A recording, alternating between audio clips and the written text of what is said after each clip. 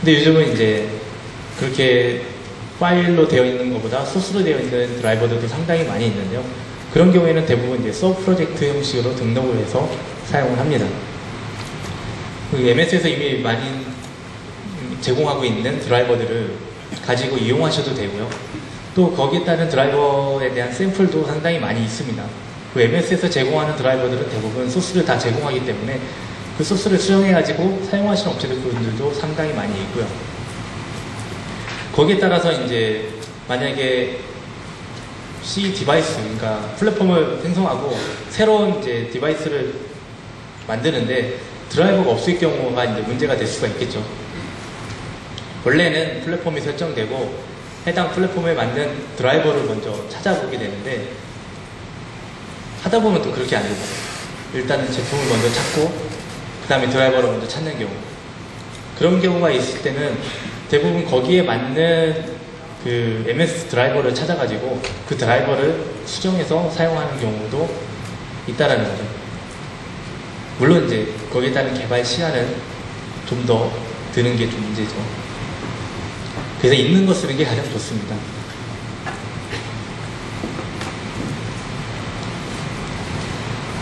그리고 이제 가장 많이 수정한다는 그 컨피그레이션 파일.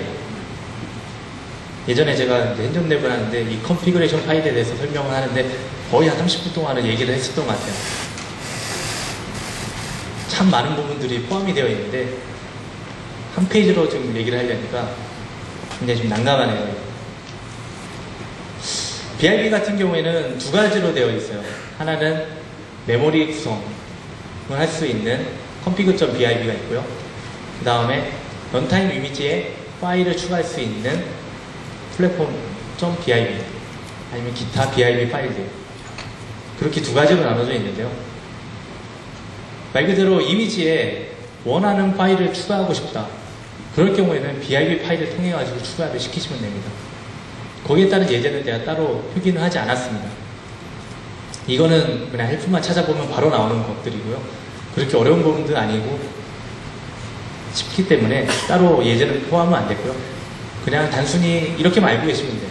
BIB는 이미지에 내가 원하는 파일을 윈도우즈 폴더에다가 복사하는 기능이다. 그리고 메모리 구성 같은 경우에는 각각에 대한 메인 메모리와 그 다음에 롬 이미지 메모리, 그런 것들을 설정할 수 있는데요. 메모리가 만약에 바뀔 경우 보통 이제 그것도 오토 사이즈를 설정할 수가 있는데 보통 그게 오토 사이즈를 설정 못할 경우에는 직접적인 그 범위를 각각 지정을 해줘야 됩니다. 우선 거기까지만 설명을 드리도록 하겠습니다. 그 레지스트리는 알리지 파일로 여러 가지 알리지 파일들이 있겠지만 각각에 대한 OS에서 등록될 레지스트리들의 모음입니다. 그 알리지 파일 같은 경우는 나중에 알리지 이니시라는 파일로 하나로 통합이 되는데요. 그렇게 통합이 된 파일이 하나의 레지스트리 정보가 되는 겁니다. 그 데이터 파일, DAT 파일 같은 경우는 파일 시스템과 관련된 파일인데요. 이거는 뭐 내부적으로 링크를 걸어주거나 아니면 디렉토리를 생성하거나 할 때 사용합니다. BIB 파일 같은 경우에는 OS 이미지에다가 내가 원하는 파일을 넣을 수가 있는데 해당 원하는 파일은 항상 윈도우즈 폴더에 들어가거든요. 근데 내가 원하는 애플리케이션은 다른 폴더를 만들고 거기에다 넣고 싶다 할 때는 일단은 BIB 파일로 윈도우즈 파일에다가 이미지를 넣고요. 그러니까 그 애플리케이션 파일을 포함을 시키고요. 그 다음에 이 데이터 파일에서 해당 폴더를 생성시키고 그 다음에 해당 파일을 원하는 폴더에 복사하도록 설정을 하는 겁니다. 그 DB 파일 같은 경우는 데이터베이스 콘텐츠를 지정하는 파일인데요. 잘 사용을 하진 않습니다. 테이블 지정을 미리 할 수가 있는 건데요. 대부분 애플리케이션에서 함수를 통해서 하는 경우가 좀 많이 있죠.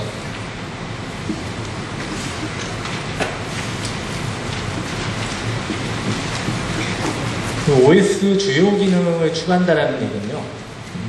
뭐 기본적으로 처음에 컴포넌트 얘기를 좀 했었는데 각각에 대한 그 컴포넌트, 내가 원하는 디바이스에 맞는 그 밑단이 되는, 그러니까 애플리케이션이 동작할 수 있는 가장 그 기본이 되는 베이스가 될 수 있는 그 컴포넌트를 얘기를 합니다. 그러니까 예를 들어서 뭐 싱클라이언트를 만들어야 되겠다 하면은 기본적으로 네트워크가 돼야 되고 그 다음에 인터넷도 돼야 되고, 거기에 따른 이제 여러 가지 RDP 같은 거, 여러 가지 프로토콜도 포함이 되겠죠. 그런 것들을 컴포넌트로 구성이 되어 있기 때문에 그런 컴포넌트를 선택을 하게 됩니다. 대부분 컴포넌트 추가는 간단하게 이루어져 있고요.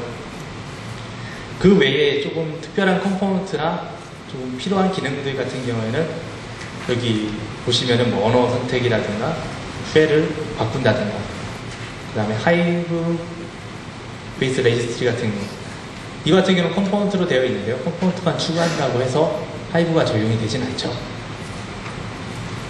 이것에 대해서 좀 설명을 드리도록 하겠습니다. 언어는 제가 처음에 또 언어 얘기 잠깐 했었는데요. 보시는 바와 같이 마라버부터 타이까지 이렇게 지원을 하고 있습니다. 선택은 어떻게 보면 간단하죠. 해당 솔루션 익스플로러에 가서 컨피그레이션에서 해당 로컬 부분을 찾아가지고 한국어를 체크한 다음에 선택을 하시면 됩니다. 근데 예전 5.0이나 이전 버전 같은 경우에는 여기서 한국어 설정하면 자동으로 폰트가 포함이 되어 있었는데요. 6.0부터는 폰트가 추가가 안 됩니다. 그러니까 여기서 한국어로 바꿨다고 하더라도 빌드할 보면은 영문판 나온다는 거죠. 그러면 한국어로 정상적으로 나오게 하기 위해서는 실제 그 카탈로그에 가서 불림체를 추가를 시켜줘야지만 한국어로 나오게 되는 겁니다. 이런 면들이 좀 변화가 되었죠. 그리고 OS 주요 기능 중에 하나가 이제 쉘 변경인데요. 상당히 많은 변화를 하죠. 원래는 기본 쉘은 익스플로 쉘로 되어 있습니다. explo.exe로 쉘이 되어 있는데요. 그거를 단순히 레지스트리로 변경을 하시면 돼요.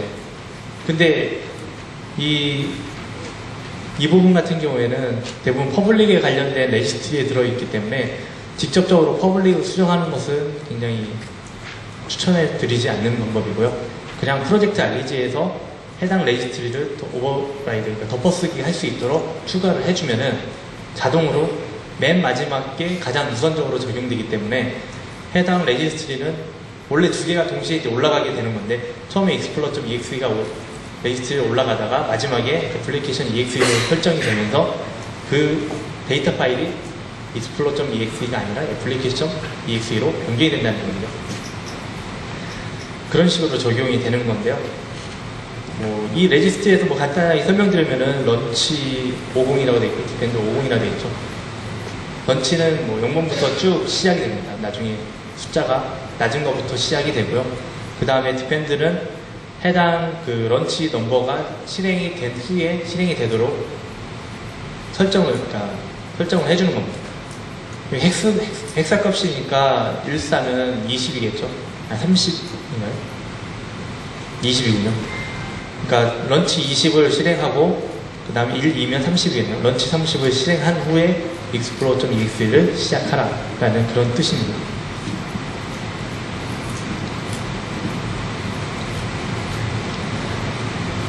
그리고 하이브 베이스 레지스트리라는 것은 생각보다 많이 쓰는 기능 중에 하나입니다. 원래 이제 윈도우 C 같은 경우는 램 베이스 파일 시스템을 사용하죠. 그러니까 램에서 OS가 동작을 합니다. 처음에 OS가 시작하는 것도 encabin 파일이 램에 올라가고 그 램에서 OS가 구동이 되는데요. 즉 OS에서 구동이 된다는 얘기는 껐다 키면은 모든 설정 사항이 다 날아간다는 얘기죠. 예를 들어서 레지스트리를 변경을 하고 싶어요. 그럼 레지스트리 변경할 때마다 원래대로 한다면은 계속적으로 빌드를 다시 하셔야 됩니다. 근데 그렇게 많은 번거로움이 있기 때문에 그거를 레지스트리를 저장하고 싶을 때가 있으실 거예요. 그 저장하는 것을 이 하이브 베이스 레지스트리를 이용해서 저장하게 되는 겁니다. 기본적으로 컴포넌트는 밑에 4가지의 컴포넌트를 추가를 하면 되는 거고요. 여기 보면 하이브 베이스 레지스트리라고 컴포넌트가 있는데 이걸 추가한다고 해가지고 무조건 적용이 되진 않습니다. 왜냐하면은 하이브를 적용시키기 위해서는 시스템 하이브와 부트 하이브로 나눠져 있는 그 환경을 설정을 해주어야 하기 때문이죠. 원래대로 이제 부팅 순서를 보면은 처음에 이제 부트로더가 이미지 올리면서 이제 엔트리 포인트가 넘어가죠. 거기에 따라서 이제 여러 가지 레지스트리하고 DLL들이 로딩이 되는 거죠. 물론 이제 레지스트리들이 쭉 로딩이 되는데 그것은 이제 엔케이빙 이미지 안에 있는 레지스트리들이 이제 로딩이 되는 건데 실제적으로 저장을 한다라고 하면은 해당 스토리지에 저장이 되는 거겠죠. 그럼 스토리지에서 해당 레지스트리를 가져와야 되는데 그 가져와야 되기 위해서 필요한 게 이 put.hive입니다. 즉 처음에 로딩되는 시점에서는 드라이버도 안 올라가 있고 아무것도 안 올라가 있는 상태죠. 그 상태에서 그 시스템 하이브를 가져오기 위해서는 최소한의 드라이버는 올라가 있어야 된다는 거죠.